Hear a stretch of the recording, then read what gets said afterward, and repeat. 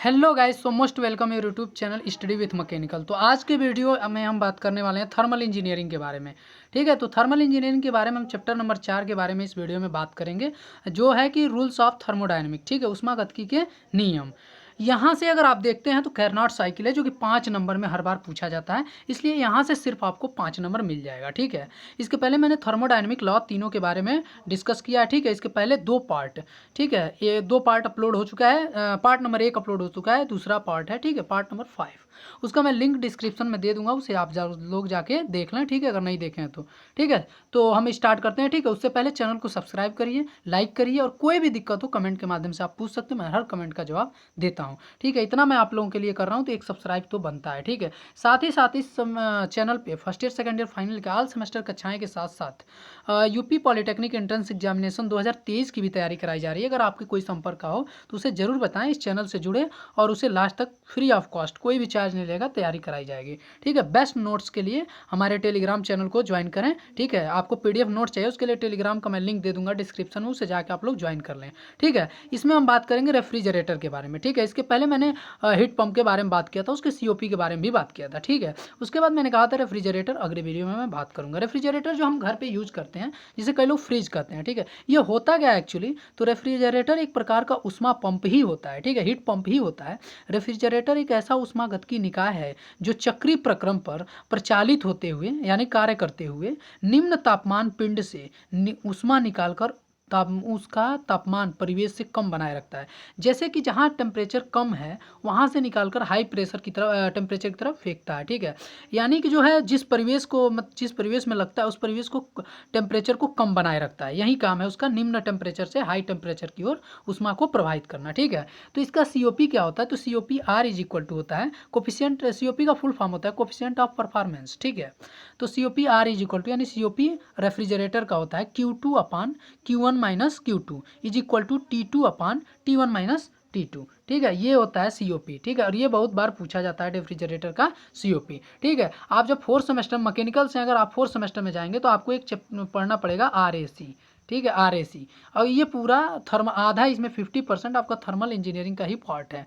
ठीक है, RAC refrigeration and air conditioning. ठीक है, इसमें हम पढ़ेंगे। ठीक है, सबसे इंपॉर्टेंट इसमें अब स्टार्ट हम कर रहे हैं, ये कैरनॉट साइकिल 5 नंबर में पूछता है। ठीक है, हर बार पूछता है, वेरी वेरी इंपॉर्टेंट है कैरनॉट साइकिल। ठीक है, 5 नंबर में ही आएगा ये। ठीक है, इससे कम नंबर में नहीं आएगा। ठीक है, तो इसके बारे में जानते हैं कैरनॉट साइकिल होता क्या है। कैरनॉट साइकिल, कैरनॉट चक्र, जब किसी निकाय के कार्यकारी पदार्थ पर 2 समतापी व 2 रुद्धोष्म प्रक्रमों का एक चक्र आरोपित किया जाता है, तो ऐसे चक्र को कार्नो चक्र कहते हैं।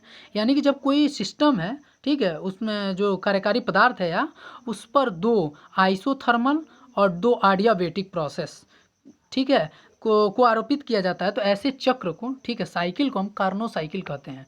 ठीक है, जैसा कि हमने डायग्राम में दिखाया, ये पीवी आरेख है और ये टीएस आरेख है। ठीक है, इसमें देखिए ये है आपका फर्स्ट 1 से लेकर, 1 मिनट रुक जाइए, ये आपका 1 से लेकर 2 तक, ये 1 मिनट, ये 1 से 2 तक ये हमारा आइसोथर्मल है, 2 से 3 तक आडियाबेटिक है, और 3 से 4 तक पुनः आइसोथर्मल है, और 4 से 1 तक आडियाबेटिक है। ठीक है, यानी कि इसमें जब हम प्रेशर घटेगा तो वॉल्यूम बढ़ेगी। ठीक है, इसी तरह इसमें भी प्रेशर घट रहा है और वॉल्यूम बड़ी तेज़ी से, प्रेशर बड़ी तेज़ी से बढ़ा, वॉल्यूम आराम से घटी। ठीक है, तो ये आडियाबेटिक, फिर ये क्या हुआ, प्रेशर आपका बढ़ा, वॉल्यूम घटी। ठीक है, यही है आडियाबेटिक और आइसोथर्मल का चलता रहता है। ठीक है, तो हम आगे बढ़ते हैं, ये आप डायग्राम बना लीजिएगा। ठीक है, बोर्ड में डायग्राम जरूर बनाएं। ठीक है, अब मेन पूछता है कार्नोट साइकिल की दक्षता। ठीक है, एफिशिएंसी। ठीक है, कार्नोट साइकिल की दक्षता जिसे ईटा से निरूपित करते हैं। कार्नोट साइकिल की दक्षता इज इक्वल टू होता है वर्क डन, यानी कार्य अपान हीट सप्लाइड, प्रदत्त उष्मा। ठीक है, तो हम जानते हैं एन कार्नोट, यानी कि कार्नोट साइकिल की दक्षता, प्रदत्त उष्मा, ठीक है, माइनस निष्कासित उष्मा, यही क्या है, कार्य है। ठीक है, heat supplied minus heat rejected. ठीक है, प्रदत्त उष्मा बटे हीट सप्लाइड प्रदत्त उष्मा। ठीक है, अब इसी का मान हमें रख देना है। तो प्रक्रम यानी प्रोसेस 1 और 2 जो कि आइसोथर्मल एक्सपेंशन प्रोसेस है। ठीक है, ये फैल रहा है, एक्सपेंशन है। ठीक है, प्रसारित है। हीट सप्लाइड प्रदत्त उष्मा Q1 से Q2 तक क्या होगा, तो P1 V1 लॉग V2 अपान V1। ठीक है, ये हमारा उष्मा है, प्रदत्त उष्मा, सप्लाइड हीट है, हीट सप्लाइड। ठीक है, P1 V1 लॉग V2 अपान V1।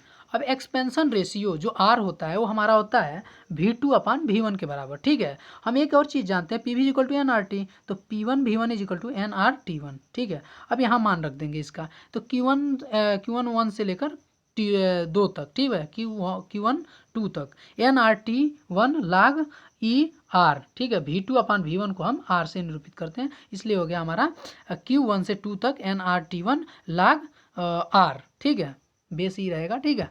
अब हम आगे बढ़ते हैं, देखते हैं इसमें। अब प्रदत्त प्रक्रम प्रोसेस 3 और 4 के दौरान, यहाँ आइसोथर्मल है, पहले आइसोथर्मल देख लेंगे फिर एडियाबेटिक देखेंगे, ठीक है। इस तरह से हमारा निकलेगा एफिशिएंसी, ठीक है, कार्नोट साइकिल की। तो प्रक्रम 3 और 4 के दौरान आइसोथर्मल कंप्रेशन प्रोसेस है, ठीक है। यहाँ संपीड़ित प्रोसेस हो रहा है, तो निष्कासित ऊष्मा यानी हीट रिजेक्टेड, ठीक है। यहाँ 3 से 4 तक, Q1 3 से 4 तक P3V3 log P4/P3। आप ये जानते हैं Q 3 से 4 तक NR, अभी मैंने जो लगाया NRT1, P1 PV equal to NRT होता है, उसी के आधार पर हम यहाँ लिखेंगे NRT3 log R, ठीक है। P4/P3 R के बराबर हो जाएगा, ठीक है। हम यहाँ देखेंगे मान रख देंगे, ठीक है, समीकरण 1 में जो हमने रखा था, ठीक है, वहाँ रख देंगे, तो हो जाएगा NR, यहाँ पे NRT1 log R base E minus NRT3 log E base R, ठीक है, log R बेस E। उसके बाद नीचे हीट सप्लाइड, ठीक है, जो हमारा प्रदत्त दिया जा रहा है उसमें ओ, ठीक है। तो यहाँ हमारा हो जाएगा NRT1 log R, ठीक है। अब देखिए यहाँ ऊपर क्या कॉमन है, NR, ठीक है, NR और log R, ठीक है, यहाँ वो कॉमन ले लेंगे, तो T1 माइनस T3 हो जाएगा, ठीक है। और नीचे है NR log R, ठीक है, ये, ठीक है। तो हम ये क्या होगा, इससे ये कट जाएगा, ठीक है। तो हमारा आ जाएगा फाइनली T1 माइनस T3/T1, ठीक है। तो NC हमारा आ जाएगा, यानी कार्नोट साइकिल की एफिशिएंसी T1 माइनस T3/T1। अब हम NC इज इक्वल टू ये हो जाएगा हमारा, यहाँ जब इसे विस्तार से देखेंगे तो T1/T1, ठीक है, ये यहाँ पे अपान कर देंगे, फिर ये अलग से होगा माइनस T3/T1, तो 1 माइनस T3/T1, तो NC इज इक्वल टू हो जाएगा 1 माइनस T3/T1, ठीक है। इतना हमारा NC का मान हमने यहाँ निकाल लिया। अब हम प्रोसेस 2 3 के दौरान हम जाएंगे, ठीक है। आप चैनल को सब्सक्राइब कर लीजिए जितने लोग देख रहे हैं अभी तक, ठीक है, और बहुत अच्छे से आप लोग सपोर्ट करें, ठीक है। मैं आप लोगों के साथ जुड़ा रहूँगा एग्जाम तक, ठीक है। और इस चैनल पर मैं सभी क्लासेस के साथ मोस्ट इंपॉर्टेंट क्वेश्चन अपलोड करूँगा, बुक की ज़रूरत होगी, जो आपका डिमांड होगा पूरा होगा, ठीक है। चैनल को सब्सक्राइब करिए, ठीक है। हम प्रक्रम 2 और 3, ठीक है, रुद्धोष्म एडियाबेटिक प्रोसेस जानेंगे, एडियाबेटिक एक्सपेंशन प्रोसेस, ठीक है। इसमें देखिए वर्क डन होता है P2V2 minus P3V3 gamma minus 1, ठीक है, 2 से 3 के दौरान, तो यही होगा, ठीक है, P2V2 minus P3V3 gamma minus 1। अब देखिए P2V2 इक्वल टू हो जाएगा NRT2, ठीक है, PV इक्वल टू NRT के आधार पर, और ये हो जाएगा P3V3 इक्वल टू NRT3, ठीक है। इतना हम जान गए, तो हम यहाँ पे मान रख देंगे, ठीक है, W 2 से 3 तक NRT2 minus NRT3 gamma minus 1, ठीक है। NR यहाँ हम कॉमन ले लेंगे, ठीक है, तो T2 minus T3 gamma minus 1, ठीक है। तो हमारा फाइनली यहाँ आ जाएगा वर्क डन NRT1 माइनस, देखिए T1 is equal to T2 होता है, तो T2 की जगह पे हम T1 रख देंगे, तो हमारा आ जाएगा यहाँ पे वर्क डन 2 से 3 तक NRT1 minus T3 gamma minus 1, ठीक है, ये होता है बराबर T1 T2 के, तब इस आधार पे ये हो गया, ठीक है। हम आगे बढ़ेंगे, उसके बाद देखेंगे प्रोसेस 4 और 1 के दौरान, 4 से 1 के दौरान, ये है एडियाबेटिक कंप्रेशन प्रोसेस, ठीक है, रुद्धोष्म संपीड़न प्रोसेस प्रक्रम। वर्क डन हमारा यहाँ हो जाएगा 4 से 1 तक, तो P1V1 minus P4V4 gamma minus 1, ठीक है।